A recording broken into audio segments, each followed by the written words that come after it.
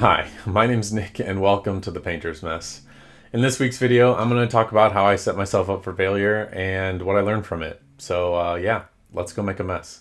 So for context, there are parts of this video that are more vlog-like style, and I recorded them, and then at some point I just stopped doing it, which is probably because I got tired, and I'll explain more of that as I go through and you see those parts of the video. But yeah, just be aware of that. It's supposed to be vlog-like, and then at some point I stopped, so I'm just going to talk over like I'm doing right now. So for context, my friendly local game store is going to host a Horus Hersey apocalypse game with my group of friends at the end of the month, kind of towards right before Thanksgiving. So here we're going to play a large game of Horus Hersey, which can include up to, I don't know, between 7,000 and 10,000 points of armies. And everybody's going to bring the biggest stuff they have. So as many dreadnoughts, as many heavy support squadrons, as many tanks. And we also have 2 Knight Titans that will be there, as well as maybe 3. So we'll see on what everybody brings. But for me, I plan on bringing my Death Guard, which obviously I've talked about before, the Blood Angels that I have slowly started to work on, and this week's challenge, which is 3 Knights. Yeah, it was rough.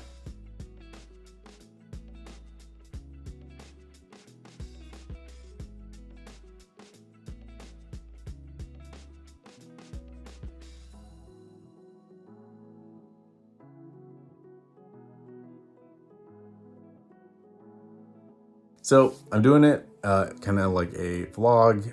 Reason being is I want this to be as realistic as possible for the average person. Now, I don't do this full time. I don't have 8 hours a day, 8 to 10 hours a day to dedicate to building and painting. I have like a couple hours a night. So for me, I'm a father, I have a full-time job, and when I can get my daughter asleep at a relatively reasonable time, I can come down here and spend a couple hours while also losing sleep to see if I can knock this out. So building and painting 3 nights in a week for a Horus Heresy apocalypse game is definitely something to attempt to. Now I have 3 weeks to kind of prep for this apocalypse game, but I have other things I want to do each week. So week number 1 is Knights. This is a lot to do in 1 week, and I want it to be as realistic as possible. So as of right now, and when I'm recording this, I have cut out the first page of the first night, and I'll probably stay up for another hour or 2 to see if I can knock this out. I don't know how fast I can build a night, but let's see if I can do it. And yeah, if I could build a night in 2 hours, that'd be cool, but I highly doubt I can. So stay tuned.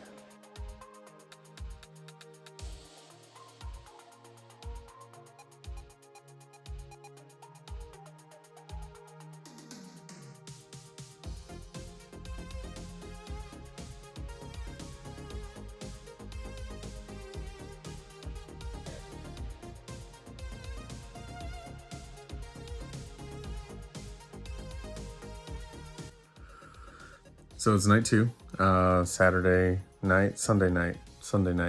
I spent an hour last night doing the legs. So I spent the whole hour doing the legs, and then I spent 2 hours today finishing off the rest of the body and the little and the pilot seat and all that. But I'm not gonna put those in to any of the nights because not that I don't want to paint them. I'm gonna paint them later, but they're not part of the main reason I need to build the knights. So not worried about those, but it took me about 2 hours to do the rest of that. So 3 hours a night, 3 hours per night, a night maybe would get me there. And let me tell you, motivation for building knights is 0. I have no motivation to build these knights. I don't want to. Like, I have no desire. I have the motivation. I just don't have the desire. I don't find enjoyment in building the knights. It's just so many parts. And honestly, like, it wasn't that bad, but there's so many parts to them.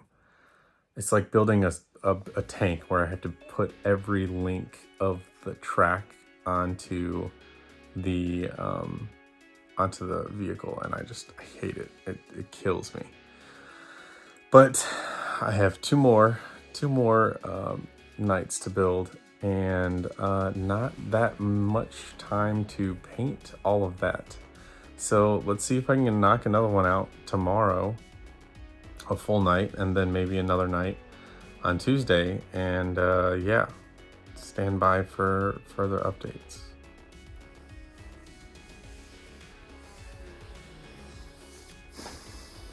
It's day 3. Or just go with Monday. I have 2 more nights to build, and I don't want to at all. I have no desire to build these. It's just a lot of work to build these things, and I don't know if I'm going to be able to finish this by the end of the week, just because of the motivation and lack thereof. I have a desire to have them done, but like, man, I don't want to build them. I wish I had an extra set of hands to build one of these things so I didn't have to. And yeah, so we'll see how much I can get done. It's not looking good.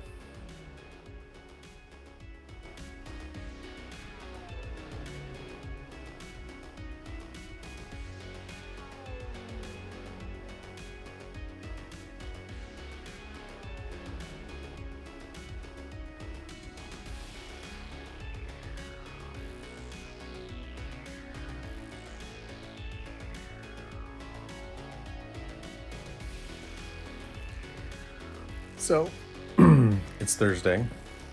No, it's not Thursday. Tomorrow's Thursday. It's Wednesday. Wednesday night, 8:40 at night. I have finished building all of the nights. And the respective panels are all cut out and kind of piled up in a position to where they need to be so I can paint them in different ways.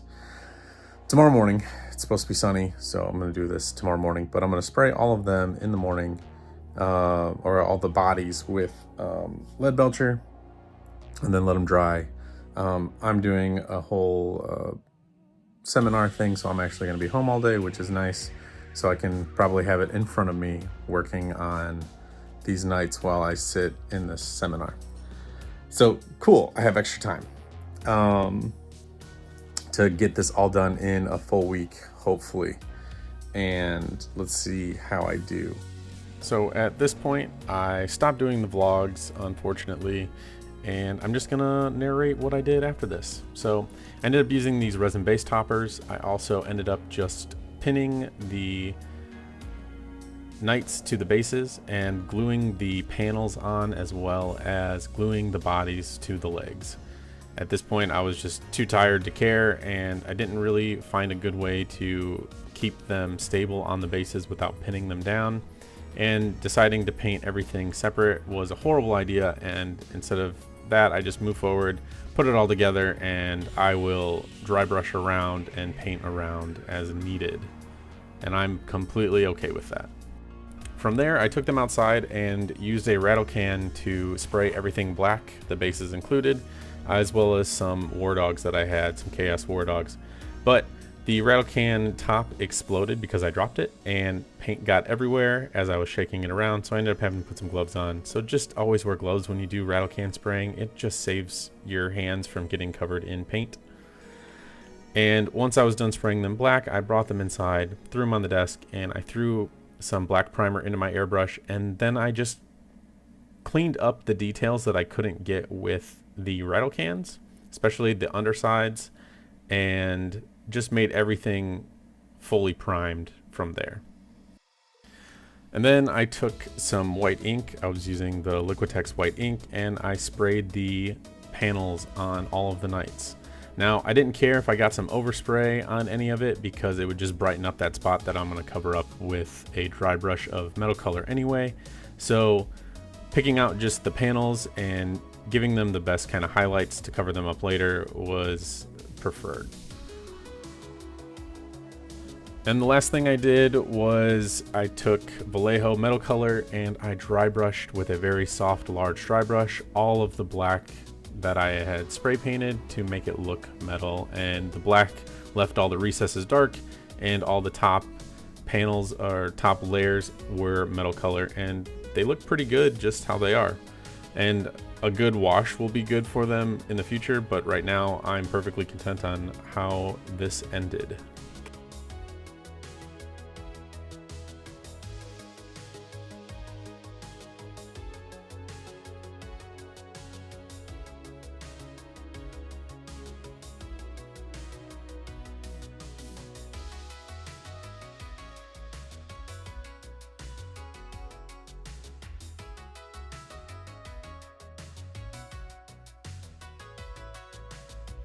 Well, I learned a whole lot about myself.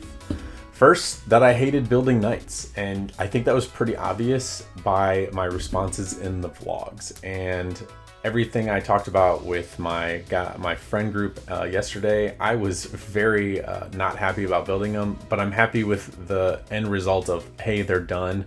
And they may not be at a point to where I'm happy with paint wise, but they're enough to where I could put them on the table and be okay with it. Now, most of everybody else either has knights that they've collected over the years painted, or they're just going to play with gray plastic knights. And as I've said in previous videos, especially when it comes to like terrain, I don't care if you play with gray plastic. I would rather play a game and have fun. So yeah, I learned that I didn't like building knights, and I have no intention of building any more, and that's okay. So the second thing I learned are my limitations when it comes to building models, and these limitations include physical limitations and mental limitations. So physically, my back started to hurt from sitting down so much and just pouring over gluing and cutting and snipping and trimming, and even then I gave up trimming because I just couldn't do it, like getting rid of all the flash and all that. I ended up cutting myself at one point, and that made doing everything else even more difficult. And then even at the end, I stabbed myself with my finger or with my knife. So it's like stuff happens, but it was just not enjoyment that I found doing all of that. And you might say that I gave up too easily, that I only committed a couple hours a night, and that is, you know, what I had available, but also that I just didn't find the enjoyment, and that's okay. This hobby is meant to be enjoyable and relaxing, and putting myself through this week really pushed me to the limits of what I found enjoyable and what I found relaxing. And I honestly didn't find these things enjoyable or relaxing. If you told me to go paint a whole army, I'll do it. I love that. That's enjoyable, that's relaxing. If I want to build Marines, I would rather build Space Marines than build these knights. And that's kind of where you have to put your time and effort, is where the things you find enjoyable. And if you don't find them enjoyable, just don't do them. So third, not all challenges are beneficial, but you can always find the silver lining. Many people set themselves up for failure in challenges like these, and that happens quite often. And no matter where you end up, even if you don't finish the challenge, you at least made an effort to start it and get to a point where you might be comfortable or you might not. And I easily could have pushed this challenge a little longer to make sure that I got these knights to where I wanted them to be, or I could have pushed it until I finished them, which might take the rest of the couple weeks that I have before the Horus Hersey Apocalypse game. And I'm okay with stopping where I'm at and giving myself only this amount of time to do it, so I can put my efforts in something that I enjoy. I'm super happy with the progress that I made, and if anybody does challenges like these, like paint an army in 2 days or paint an army in a weekend or something like that, it doesn't matter where you end up, as long as you put the effort forward and you give it, you know, your best foot forward and just try to finish. It's okay to fail. And yeah, it's okay to fail. End of story. The fourth thing I learned is time management, which is a very difficult concept to master. I work a full-time job and I'm also a father. And my ability to work on this hobby is hindered by the things and the responsibilities that I have in both of those things. It's also hindered by the amount of time that I want to give up. So the more I work at night, the less sleep I get, and the more tired I am, which means the less work I get to get done at night, or the less time I get to spend with my family. I like the idea of these challenges and I love watching people do them, but realistically, it's very difficult to do. And if you do end up doing a challenge like this, make sure you give yourself ample amount of time to do it and give yourself a realistic timeline. Now, everybody's schedule is different. They might have more time on their hands than others. Some people do this full time, which obviously gives them the most available time to do it. But some people don't have full-time availability to do this, and they do it on a weekend. And as long as your partner's okay with that, or you might not have one, but as long as you have the time and the effort to do it, you know, give yourself realistic expectations, because that way you don't set yourself up for failure, and hopefully you can finish your challenge and succeed. And that brings me to my last point. Don't set yourself up for failure. It always feels good to accomplish something, and even if you don't finish your challenge, you've at least accomplished a little bit of what you set out to do, and that's always one step forward. And if you end up failing, you actually learn more from failing than succeeding. There are so many lessons that can be learned by doing something poorly or doing something incorrectly, and then learning from it and growing from it. And that is probably the most important point that I can get across with this whole challenge is it's okay to fail as long as you learn from it and get something out of it. So here's the final result of where I left off at the end of the week. Let me know how you think I did, or how I could have succeeded or done better, and throw them down in the comments below, because I'm sure everybody who sees these kind of comments and sees this kind of challenge may want to do it one day. And any input or opinion or support that you could give them from reading those comments will maybe help them succeed in the future. And while you're at it, do me a favor and gently tap that subscribe button. I love this hobby. I love painting. I love everything about doing this, but I want to make content that's also beneficial and useful. And I want the content to get out to as many people as possible that may want a different perspective on it. As always, let me know what other kind of videos you'd like me to make down in the comments. And if you've made it this far, thank you so much for watching. I'll have a video out sometime next week. And in the meantime, go make a mess.